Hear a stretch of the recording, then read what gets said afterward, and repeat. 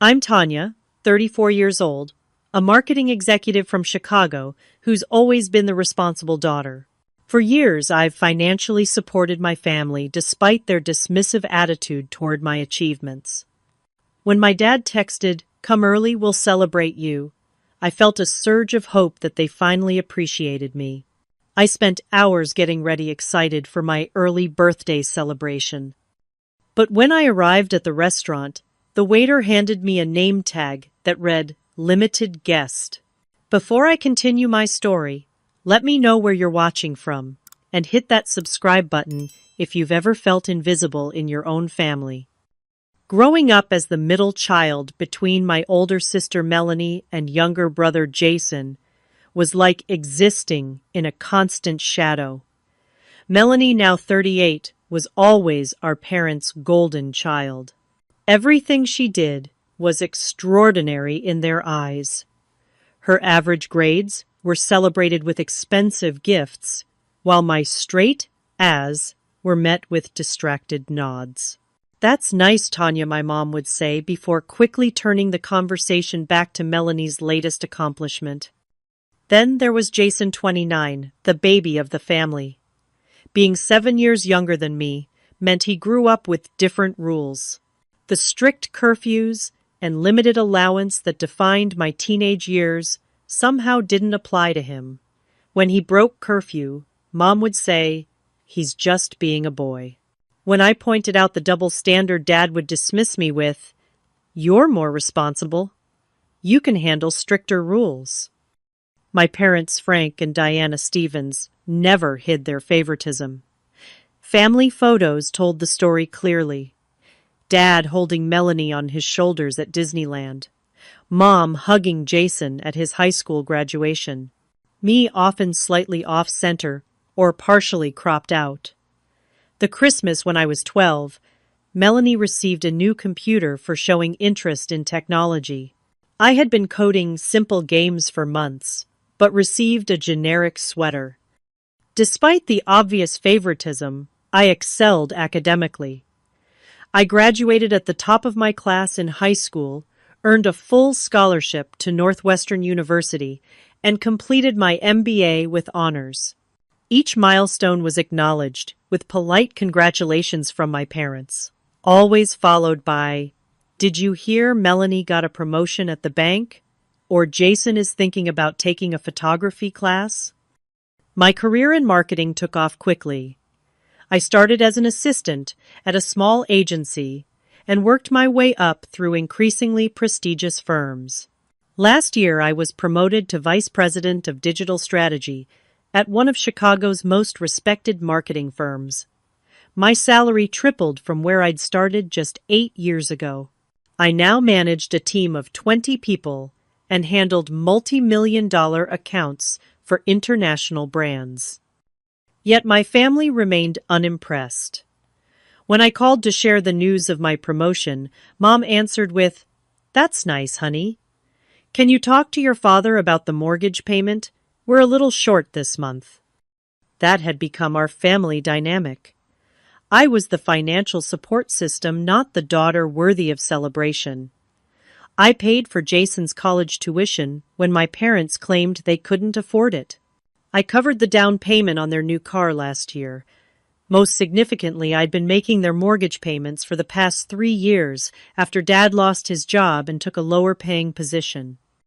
Recently, I'd been working with a therapist to establish healthier boundaries. Your worth isn't determined by how much you give. Dr. Patricia reminded me in our last session. It's okay to expect appreciation and respect in return. I was trying to implement her advice gradually. I declined to pay for Jason's spontaneous trip to Europe last month. I suggested my parents refinance their mortgage to a more affordable payment. Small steps toward reclaiming my financial independence. Then last week, I received a text from Dad that made my heart leap. "We want to celebrate you, Tanya. Come to Giovanni's on Friday at 7. Come early so we can have some special time together before dinner." Giovanni's was an upscale Italian restaurant downtown, far more expensive than anywhere my family normally dined. I read the message several times, wondering if it was meant for someone else. But there was my name and the specific invitation. I called my assistant and rescheduled 2 important meetings to take Friday afternoon off. I went shopping and bought a new navy blue dress that cost $400 more than I'd ever spent on a single item of clothing. I had my hair styled professionally and even splurged on a manicure. I bought my parents a thank you gift, a crystal frame with a family photo from last Christmas. The one photo where I wasn't awkwardly positioned at the edge. Friday afternoon, I left work early, heart pounding with anticipation. As I drove to the restaurant, I allowed myself to imagine that things were changing. Maybe my recent boundary setting had helped them realize how much they'd taken me for granted. Maybe they'd finally noticed my achievements. Maybe, just maybe, I would finally feel like an equal member of the family instead of the personal bank they occasionally acknowledged. Tonight will be different, I told myself, as I pulled into the restaurant parking lot, noticing it was unusually full for an early dinner reservation. Tonight I'm finally being celebrated. I parked my car in one of the few remaining spots at the far end of Giovanni's parking lot. The abundance of vehicles seemed strange for 6:30 on a Friday, but I figured there might be a corporate event in one of the private dining rooms. The restaurant was known for hosting business functions for Chicago's elite companies. Walking toward the entrance in my new heels, I felt a flutter of nervousness mixed with excitement. I had mentally rehearsed this moment all day, imagining my parents waiting at a table, perhaps with a small wrapped gift, finally ready to acknowledge my contributions and accomplishments. The hostess greeted me with a polite smile when I entered the elegant lobby with its marble floors and crystal chandelier. "Good evening, ma'am. Do you have a reservation?" "I'm meeting my family. The reservation should be under Stevens." She scanned her tablet, brow furrowed slightly. "Stevens. Ah, yes, the Stevens party.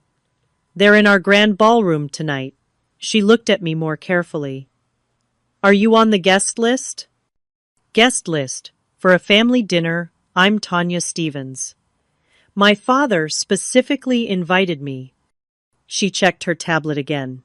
"Yes, here you are." She reached under the counter and pulled out a name tag. "All guests are required to wear these tonight." She handed me a cream-colored name tag with my name printed in elegant script, but beneath it in smaller letters were the words, "Limited Guest." "What does limited guest mean?" I asked, confusion, replacing my earlier excitement. "I'm not sure."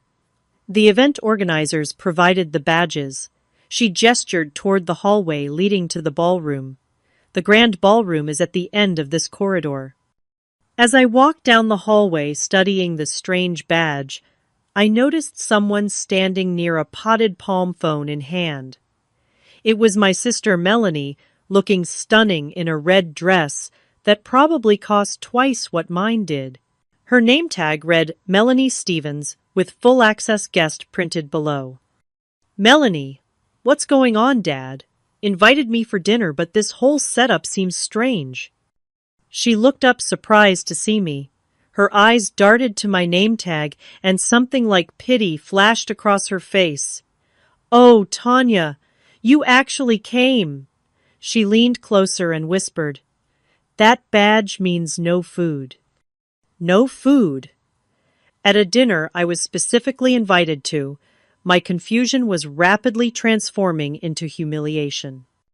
"Mom and Dad didn't think you'd actually show up," she said, checking her reflection in her phone camera. "They just wanted to make sure you brought your gift." "Gift? What gift?" "For me, of course." She smiled brightly.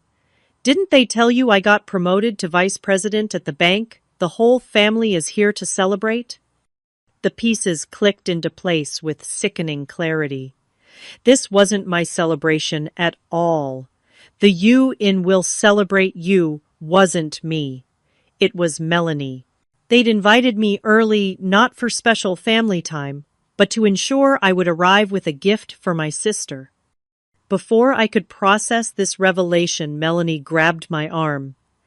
"Come on, everyone's inside already." She pulled me through the double doors into Giovanni's grand ballroom, which had been transformed for the occasion. Round tables draped in white linen surrounded a small dance floor. A banner hung across the far wall. "Congratulations, Melanie." Floral centerpieces in the bank's corporate colors adorned each table. And the room was filled with people, at least 60 of them, including extended family I hadn't seen in years. I spotted my parents at the head table. My mother was laughing with my Aunt Linda, while my father was engaged in conversation with my brother Jason and our cousin Patrick. None of them noticed my entrance. Melanie immediately abandoned me to join a group of well-dressed people I assumed were her colleagues. I stood frozen just inside the doorway, the name tag burning in my hand like a brand of shame. Finally, my mother looked up and saw me. Instead of welcoming me or showing any sign of guilt, she simply laughed. A loud, genuine laugh that cut through the ambient noise of the ballroom and drew several pairs of eyes in my direction. My father followed her gaze and gave me an awkward half-wave before quickly returning to his conversation. No greeting, no explanation, no acknowledgement of the deception. I felt heat rising to my face as I realized how completely I'd been played. I'd canceled meetings, bought a new dress, and rushed across town because I thought finally my family wanted to celebrate me.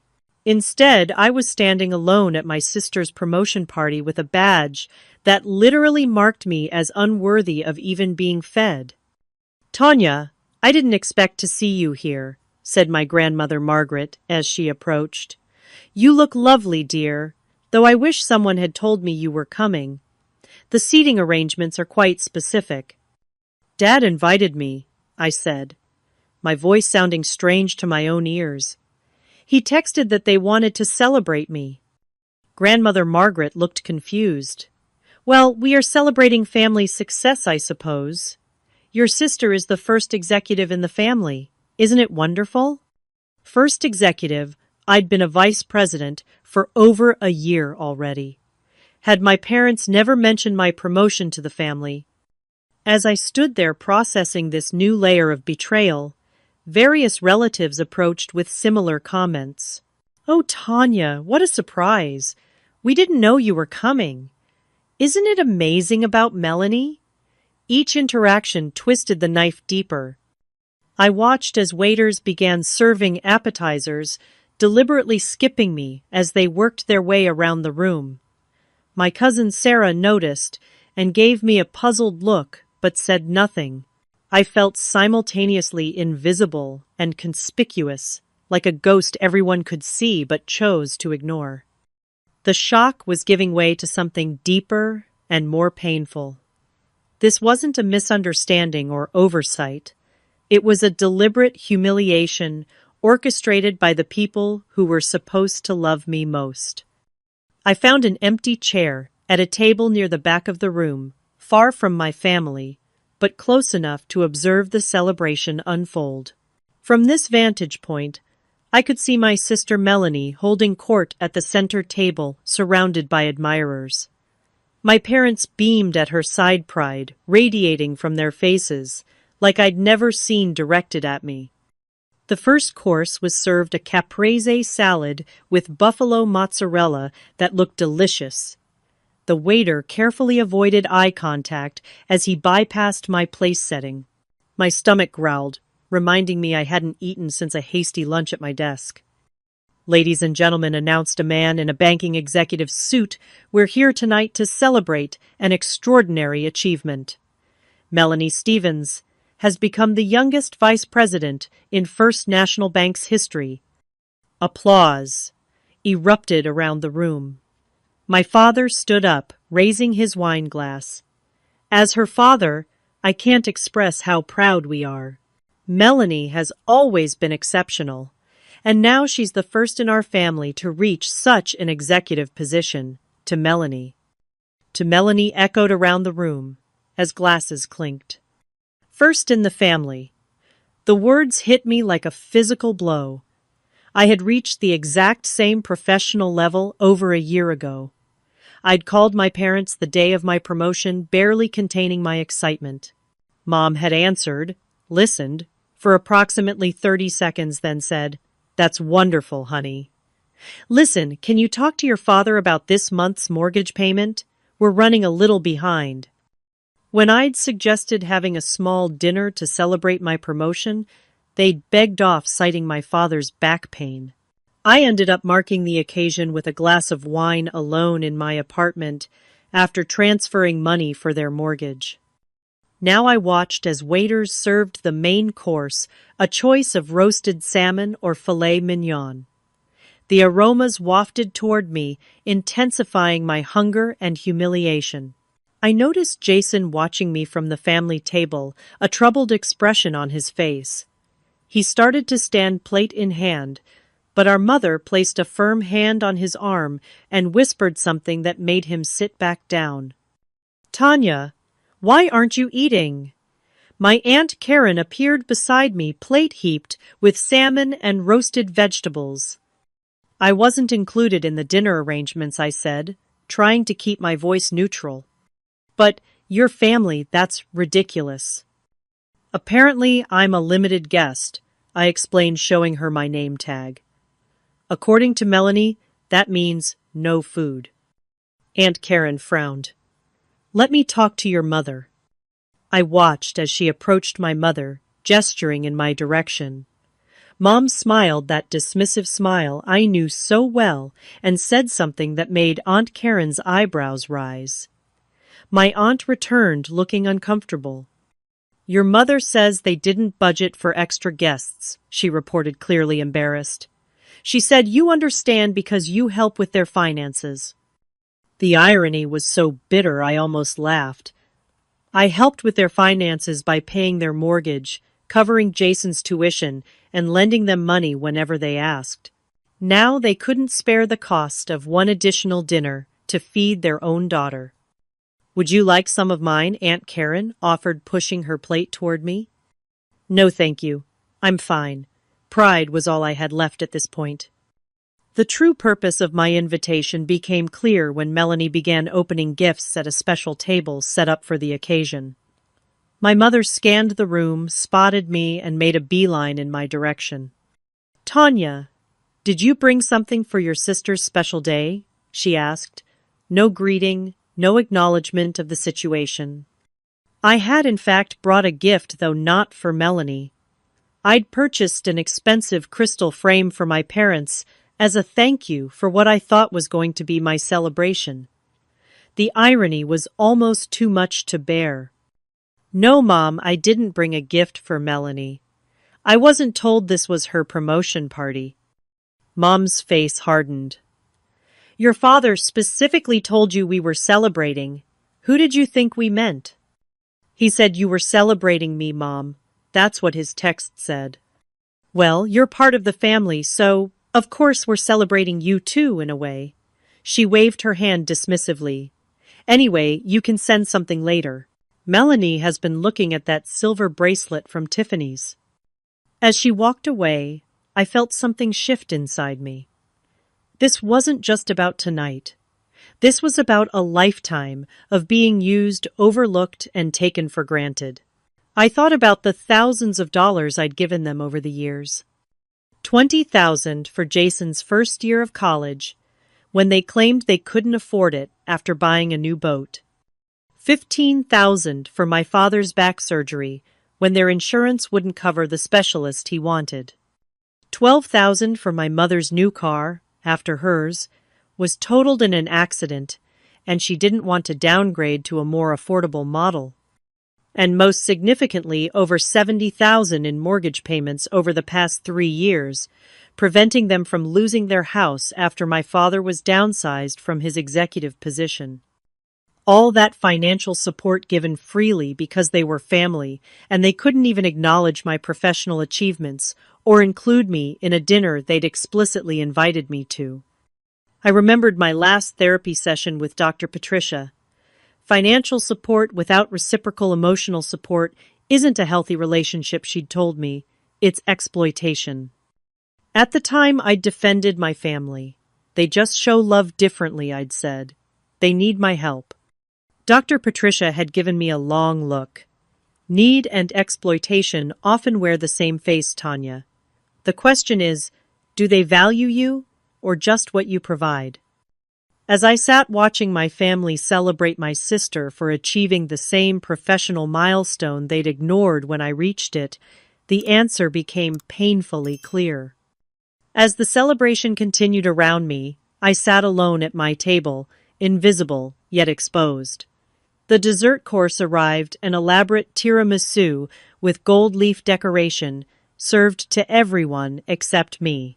I watched as my family laughed and enjoyed their sweet indulgence, the culmination of a meal I'd been deliberately excluded from.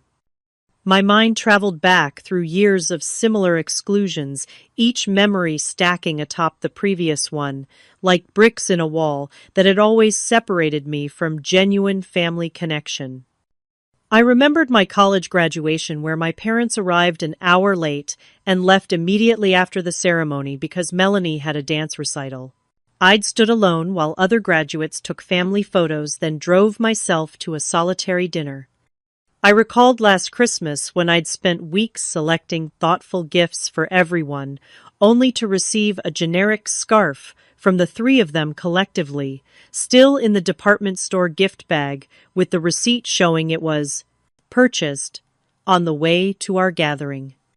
I thought about the day I closed my first major client contract worth $2 million to my firm. I'd called home bursting with pride, only to have my father cut me off mid-sentence to ask if I could co-sign for Jason's new apartment since his credit score was too low.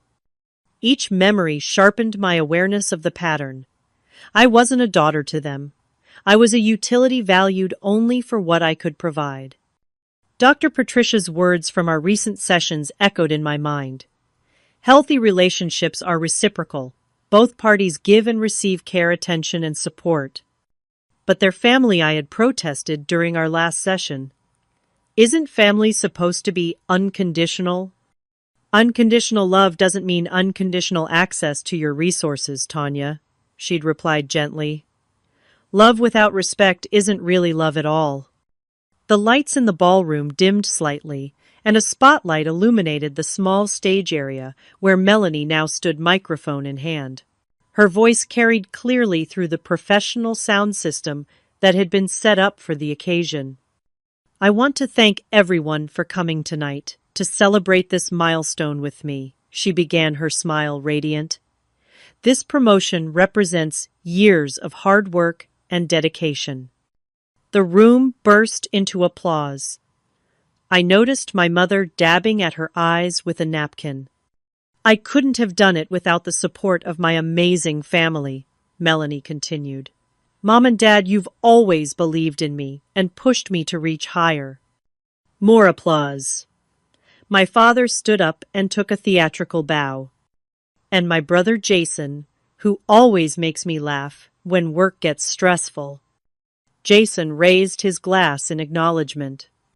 I waited for my name, for some small recognition of my existence or contribution to the family. But Melanie moved on to thanking her colleagues and friends. I had been completely erased. After Melanie's speech, my father took the microphone. We have one more surprise for our extraordinary daughter, he announced, his voice thick with emotion. Your mother and I are so proud of your achievement that we want to help you look the part of an executive. He handed Melanie an envelope. She opened it and squealed with delight. A $5,000 shopping spree. Oh my God, thank you. $5,000. More than 3 times what they had asked me to contribute to their mortgage payment just last week. Money they supposedly didn't have. As Melanie hugged our parents, my mother caught my eye across the room. Instead of showing any discomfort or guilt, she actually waved me over with an impatient gesture. I approached the family table, where they were now gathered in a tight circle of celebration. "Tanya," my mother said without preamble, "we were thinking you could contribute to Melanie's gift as well. Maybe add another 1,000 for her to get those designer shoes she's been wanting. You can just transfer it to our account." That was the moment something broke inside me. Not with a crash or a scream, but with a quiet, final click like a door locking forever. I looked at my mother's expectant face, my father's distracted half-smile, Melanie's entitled expression, and Jason's uncomfortable avoidance of eye contact. I saw them clearly for perhaps the first time, not as the family I wished they were, but as the people they actually were. Without a word, I reached into my purse and took out my phone. The room seemed to fade around me as I opened my banking app and navigated to the scheduled payments section. There it was, tomorrow's automatic transfer of $2,300 to my parents' account for their monthly mortgage payment. With deliberate movements, I began typing a message to my assistant, "Cancel everything immediately." My fingers moved with calm precision across my phone screen as I completed the message to my assistant, "Amanda, cancel everything immediately. Stop all scheduled transfers to Stephen's family accounts. Contact our lawyer about removing my name from any co-signed loans. Priority level urgent." I pressed send and felt a strange lightness spread through me, as if I'd put down a heavy burden I'd been carrying for years. The phone vibrated almost instantly with Amanda's reply, confirming cancellation of all Stephen's family financial arrangements. Contacting legal team now. Are you okay? I didn't respond. Instead, I slipped my phone back into my purse and looked up at my family, still waiting for my answer about contributing to Melanie's gift. "No," I said, my voice quiet but firm. "No, what?" My mother's expression shifted from expectant to annoyed. "No, I won't be contributing to Melanie's gift. And no, I won't be making your mortgage payment tomorrow or ever again." A confused silence fell over our small circle. My father was the first to recover his face, attempting a placating smile that didn't reach his eyes. "Tanya, honey, let's not discuss financial matters here at your sister's celebration. We can talk about this tomorrow." "There's nothing to discuss," I replied, surprising myself with how steady my voice remained. "I've been supporting this family financially for years.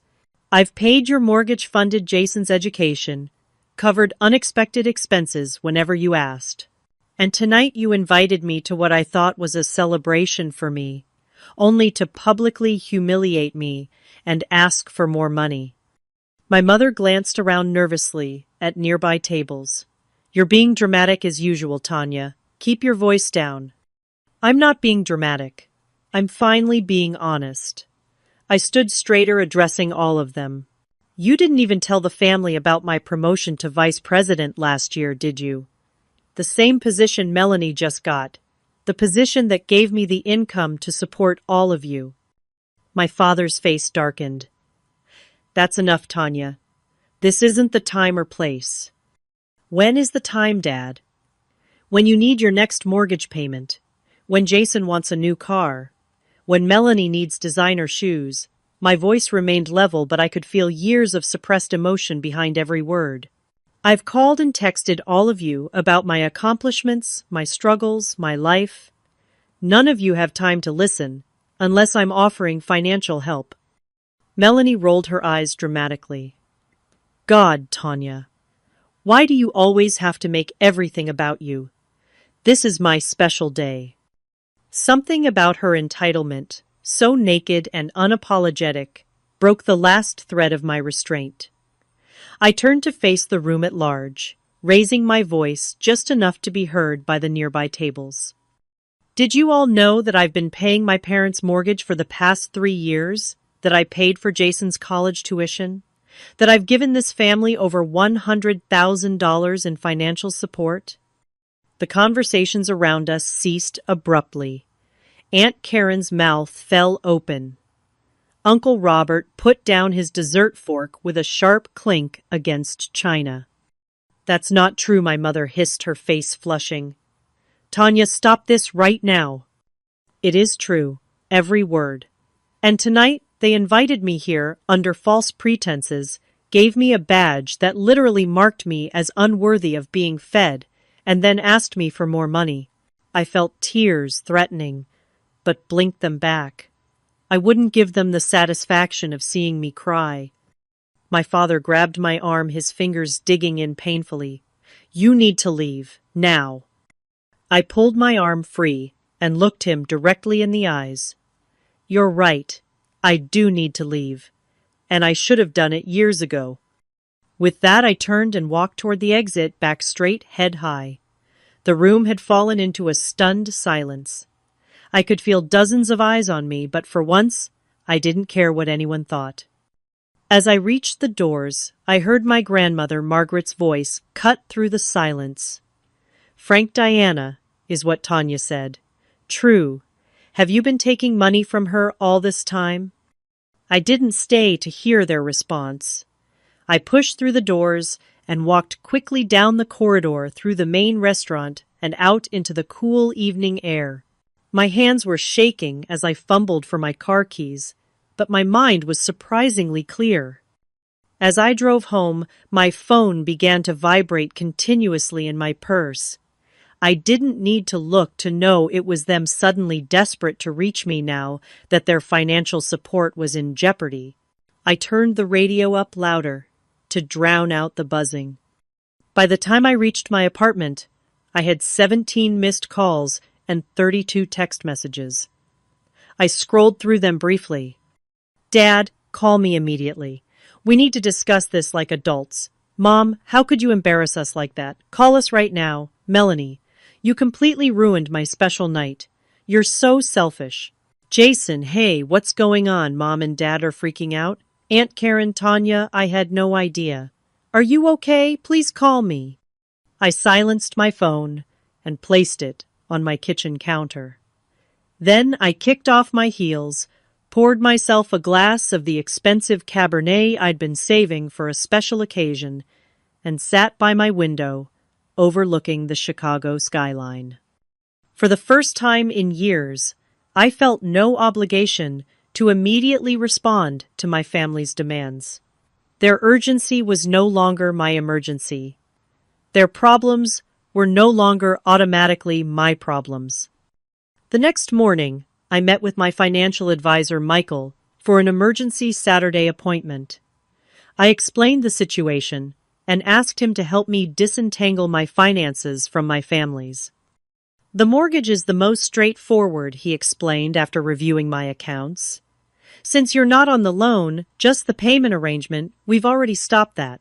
The notice of payment failure will reach their mortgage company on Monday." "What about Jason's tuition?" I asked.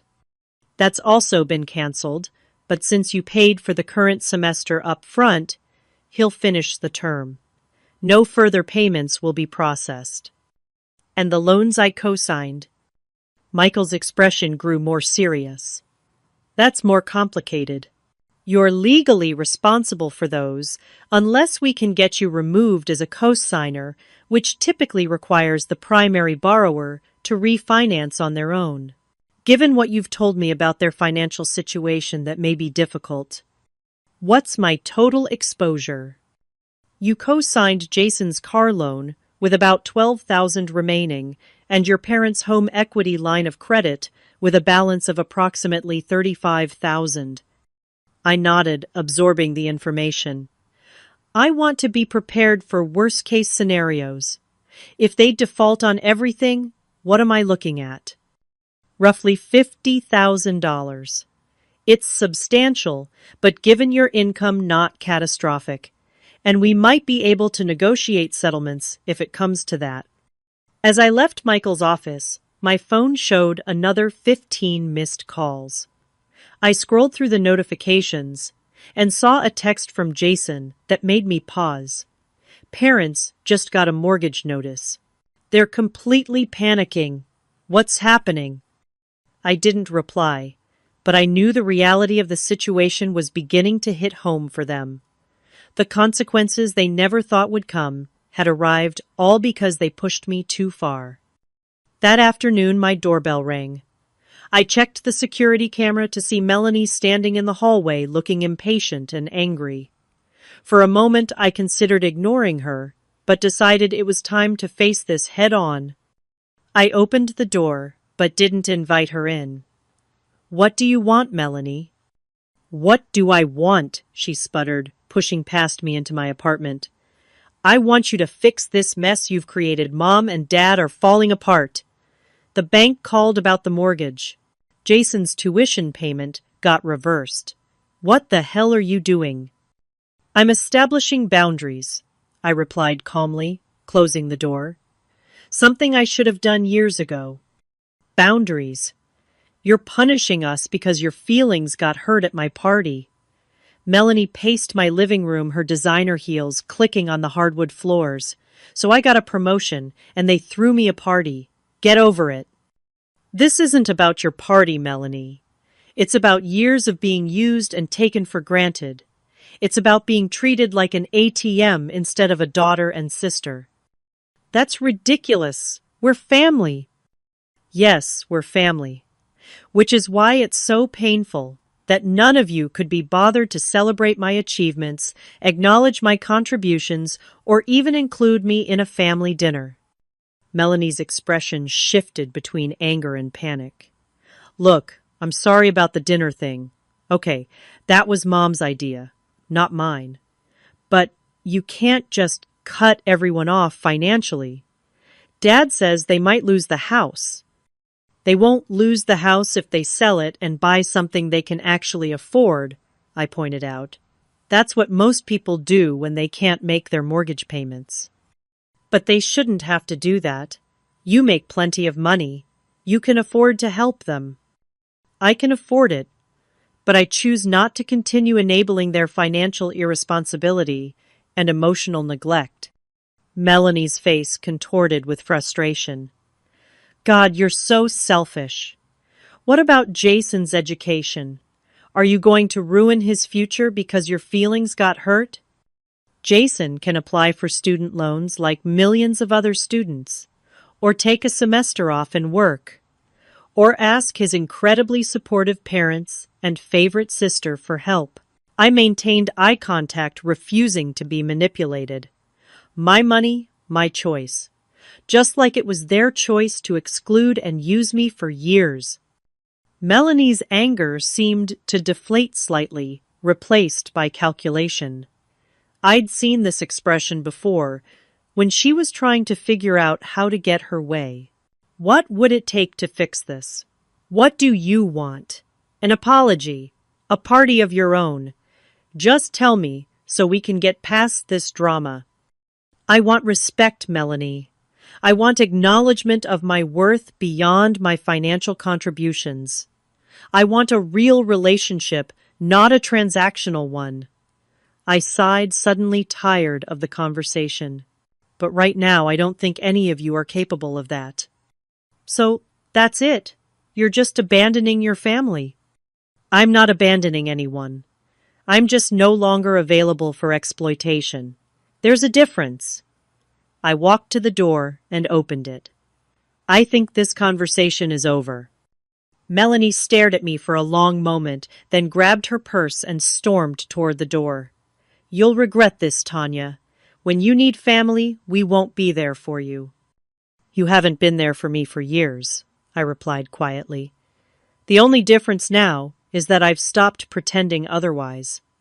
After she left, I sat in the sudden silence of my apartment, processing the confrontation. My phone vibrated with another text. This one from my father family meeting tomorrow at 3. "Your presence is required." I didn't respond, but I knew they were finally beginning to understand. The comfortable reality they had constructed at my expense was crumbling, and they had no idea how to rebuild it without me. 30 minutes after Melanie left my apartment, the calls and texts intensified to a fever pitch. I turned off my phone completely, needing space to process everything that had happened. The quiet of my apartment became a sanctuary the first time in years. I'd put my own peace ahead of my family's demands. The next morning, I turned my phone back on to find 47 missed calls and over 60 text messages. Most were from my parents and siblings, but several came from extended family members. Aunt Karen had called 5 times. Even my grandmother Margaret had texted something she rarely did. I opened her message first, Tanya dear. We need to talk. What you said at the party, is it true? Please call me when you can. While I wasn't ready to engage with my immediate family, I felt I owed my grandmother an explanation. I called her, and she answered on the first ring. Tanya, thank goodness. Are you all right? I'm okay, Grandma. Just establishing some long overdue boundaries. I had no idea you were supporting the family financially, she said, her voice gentle but concerned. Your parents always gave the impression that they were helping you with your career. I laughed, but there was no humor in it. They've been saying that I've been completely financially independent since college. And for the past 3 years, I've been paying their mortgage, among other things. I suspected something wasn't right, she sighed. The way they dismissed your achievements while celebrating Melanie's identical ones seemed strange. But I never imagined they were taking advantage of you to this extent. It took me too long to see it clearly, I admitted. What happened after you left the restaurant was quite something, Grandmother continued. Once the shock wore off, people started asking questions. Your father tried to dismiss your claims as exaggerations, but your cousin Patrick apparently works at the same bank that holds their mortgage, and he confirmed you've been making the payments. I didn't know Patrick was aware of that. He processed the payment setup originally, said he always thought it was odd, but assumed it was a temporary arrangement. She paused. Your parents left the party early. Melanie was furious. The whole celebration fell apart. After speaking with my grandmother, I checked my email and found a message from Amanda, my assistant, confirming that all financial arrangements with my family had been canceled as requested. She'd also scheduled a meeting with the company's legal team for Monday to discuss the co-signed loans. I spent the rest of the weekend in a strange state of calm productivity. I cleaned my apartment, thoroughly prepared meals for the upcoming week, and even started a painting project I'd been putting off. Each action felt like reclaiming a piece of myself, time, and energy that had previously been consumed by family drama. On Monday morning, I met with our company's legal counsel, Sarah Thompson. She reviewed my situation and outlined my options regarding the co-signed loans. The best-case scenario is that your brother and parents refinance these loans without you as a co-signer, she explained. If they refuse or can't qualify on their own, you may need to prepare to take over the payments to protect your credit. And if I end up responsible for these loans, do I have any recourse? You could sue for reimbursement, but that's a lengthy process with no guarantee of success, especially with family members. Often, the best approach is to negotiate a settlement. Armed with this information, I finally responded to my father's demand for a family meeting, suggesting we meet at a neutral location, a coffee shop near my office, on Wednesday afternoon. He replied immediately, insisting we meet at their house, but I held firm. Eventually, he agreed to my terms. On Wednesday, I arrived at the coffee shop 10 minutes early to find my entire immediate family already there, huddled around a table in the corner. My mother's eyes were red-rimmed, my father looked haggard, and even Melanie's perfect appearance seemed somewhat diminished. Jason sat slightly apart from them, fidgeting uncomfortably. I ordered a latte before joining them, a small act of self-care that felt significant. When I sat down, the tension was palpable. Thank you for finally responding to us, my father began, his tone attempting authority but undermined by the strain in his voice. We need to discuss what happened and how to move forward. I'm listening, I said, taking a sip of my latte. First of all, your behavior at Melanie's celebration was completely inappropriate, my mother started.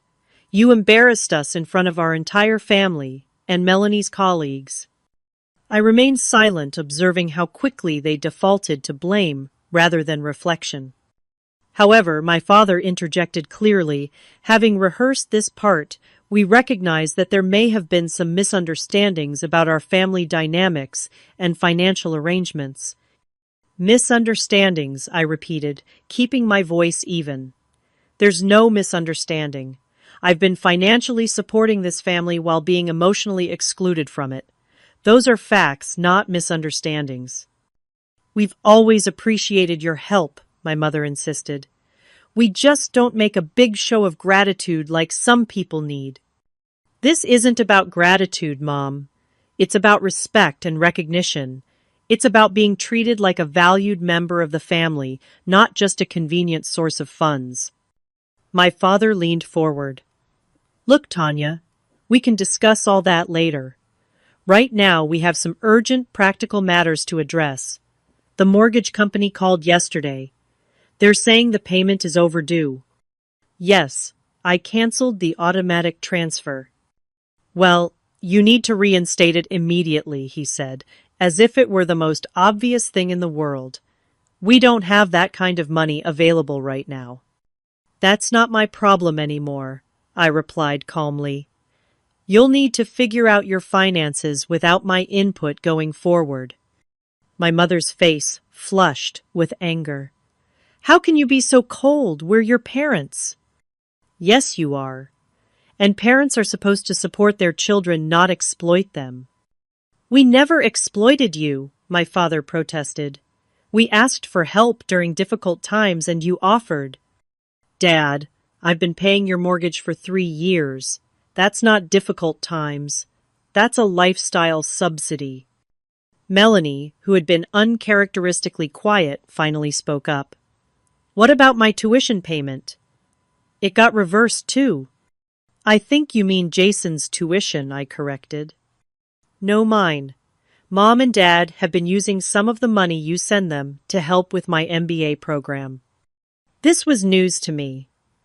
I looked at my parents, who had the grace to look somewhat ashamed. You told me that money was for the mortgage, I said slowly. You've been lying about where the funds were going. We didn't lie, my mother said defensively. We just redistributed some of it. Family resources should help whoever needs it most, and Melanie needed help with her education. While you continuously told me how proud you were that she was paying her own way through her MBA program, I finished. Another lie. Jason, who had remained silent until now, finally spoke. I had no idea you were paying my tuition, Tanya. Mom and Dad told me they had a special education fund set up for me. If I'd known it was coming from you, I would have thanked you. It's not your fault, Jason, I assured him. You weren't responsible for their deception. My father slammed his hand on the table, causing several nearby customers to look our way. Enough of this blame game. The bottom line is, we have financial obligations that are going unpaid, and you have the means to help. That's what family does. No, Dad, that's not what family does. Family supports each other emotionally as well as financially when needed. Family celebrates each other's achievements equally. Family doesn't invite one member to another's party with a badge that says, "No food for you," and then ask for money. We didn't create those badges, my mother insisted. That was the event planner's idea. But you approved them, I countered. And you deliberately misled me about the purpose of the dinner. The conversation continued in circles, with my parents alternating between blame justification and increasingly desperate appeals to family obligation. Melanie oscillated between anger and calculated attempts at reconciliation. Only Jason seemed to be genuinely processing the situation, asking thoughtful questions, and acknowledging his own unwitting role in the dynamic. After nearly 2 hours of this, I'd had enough. "Here's where we stand," I said firmly. "I will not be resuming financial support. You have three options for the mortgage: sell the house and downsize refinance to a payment you can afford, or find another source of income." "We can't just sell our home," my mother exclaimed. "People do it every day when they can't afford their mortgage," I replied. "As for the loans I co-signed, I've consulted with a lawyer. You have 60 days to refinance them without me as a co-signer, or I'll be forced to take legal action to protect myself." "You'd sue your own family?" my father asked incredulously. "I'd prefer not to, which is why I'm giving you time to make other arrangements." "And what about our relationship?" my mother asked. "Are you just cutting us off completely?" "That depends on you," I said honestly. "I'm open to building a healthier relationship based on mutual respect and genuine connection, but I won't return to the old dynamic under any circumstances." I stood up, gathering my purse and jacket.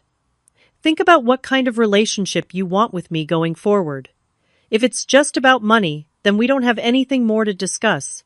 If you're interested in something more meaningful, I'm willing to work on that, but it will take time and effort from all of us." As I walked out of the coffee shop, I felt a strange mixture of sadness and liberation. The family I had desperately wanted to please for so long had shown their true colors when the financial support was removed.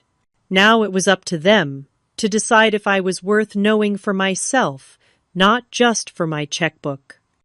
3 months passed like a deep breath, slow and cleansing.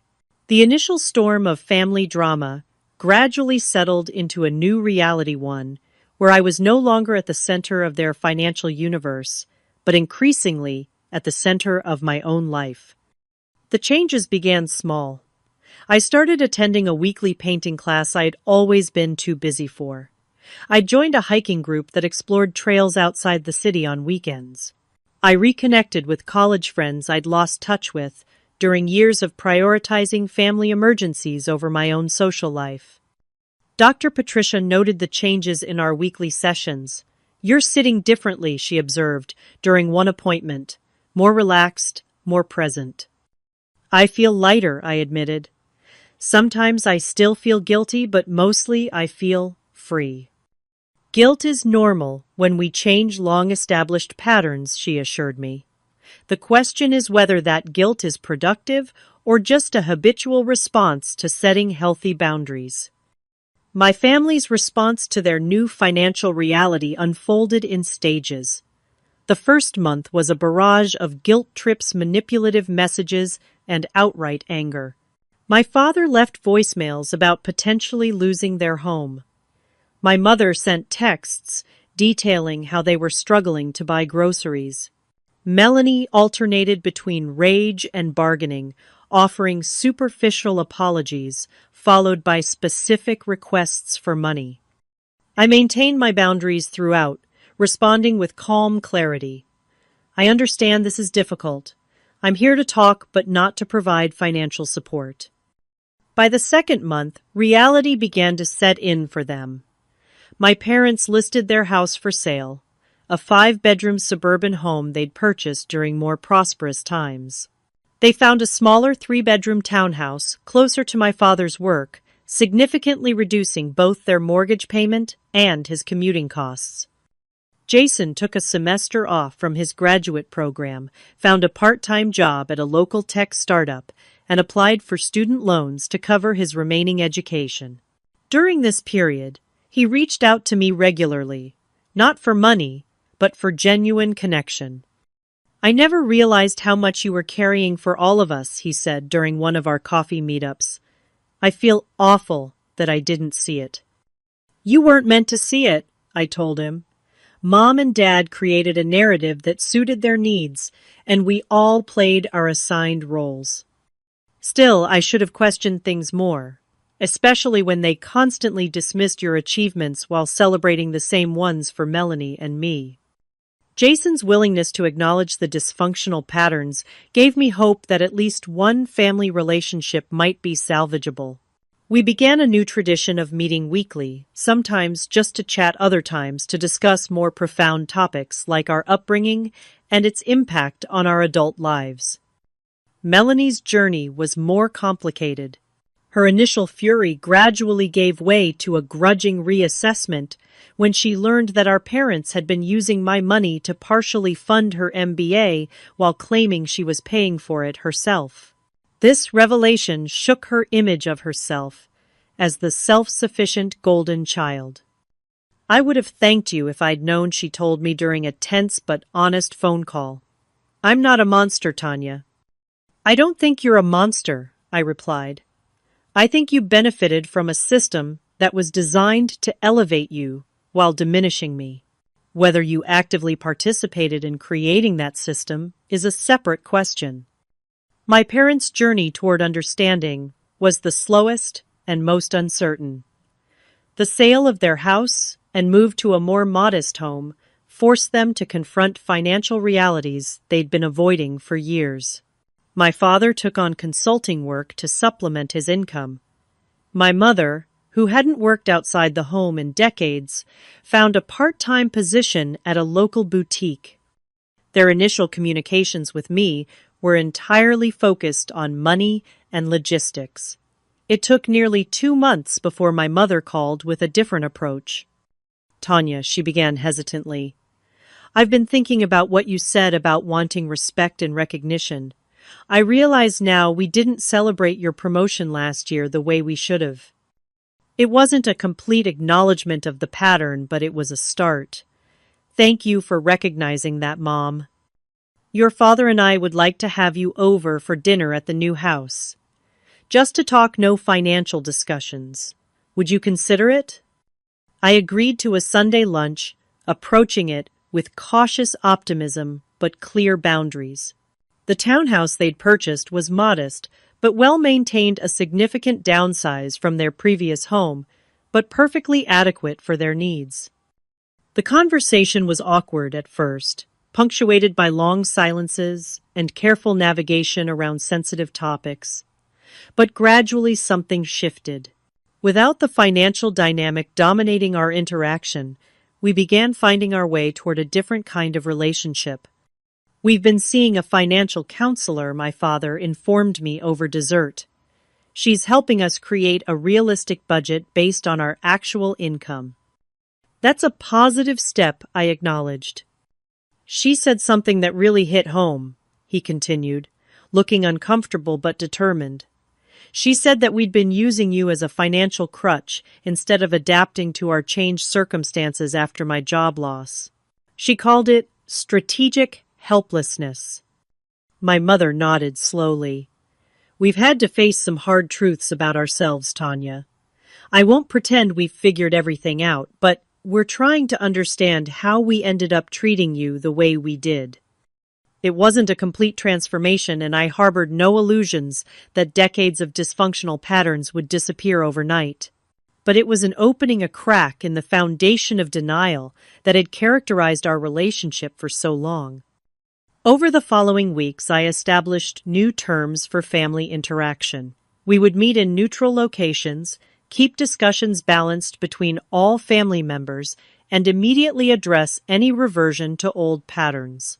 I made it clear that financial support was off the table, indefinitely removing that expectation from our dynamic.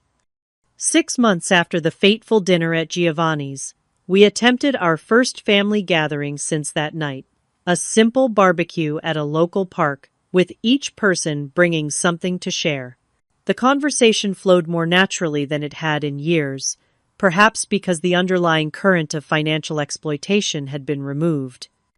Jason brought his new girlfriend, a doctoral student in psychology, who seemed to bring out a more confident side of him.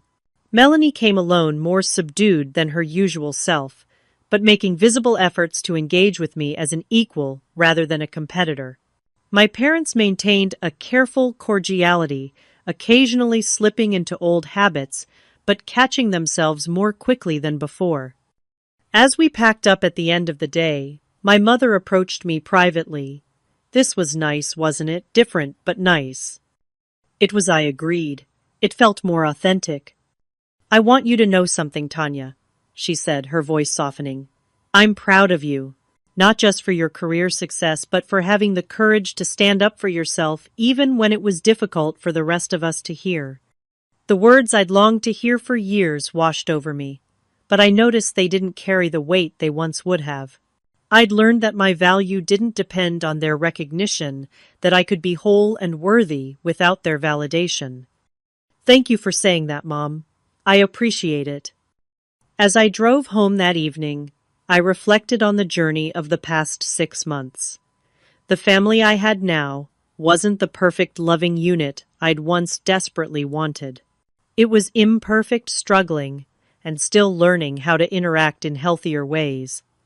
But it was real, based on who we actually were, rather than the roles we'd been assigned. More importantly, I discovered that family isn't just the one you're born into, but also the one you create. My circle of friends had expanded. I'd formed genuine connections with colleagues. I'd even started dating again, meeting a kind, attentive man who showed interest in my thoughts and feelings without any ulterior motives. The truth I'd learned through this painful process was that self-respect must come before any healthy relationship can form. By refusing to participate in my own diminishment, I'd opened the door to authentic connections based on mutual care and respect. Standing up for yourself doesn't mean losing everyone you love. Sometimes it means creating the conditions where real love can finally exist.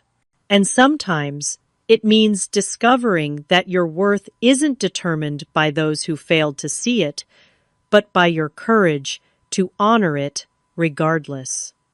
What about you? Have you ever had to establish difficult boundaries with loved ones?